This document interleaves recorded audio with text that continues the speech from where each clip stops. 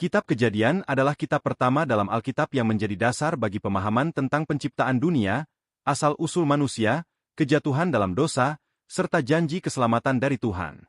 Dalam bahasa Ibrani, kitab ini disebut Bereshit, yang berarti pada mulanya, sesuai dengan kata pertama dalam kitab ini.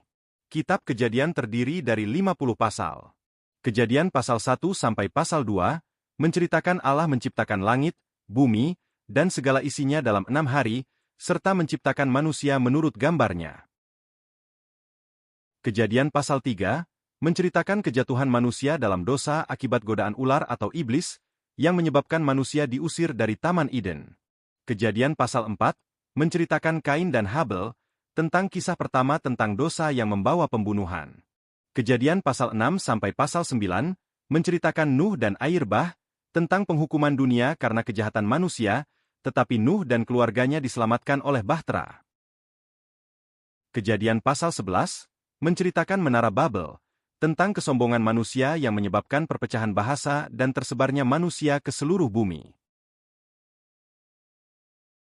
Kejadian pasal 12, menceritakan tentang Allah memanggil Abraham dan berjanji menjadikannya bangsa besar. Kejadian pasal 15, menceritakan perjanjian Allah dengan Abraham, tentang tanah Kanaan dan keturunannya.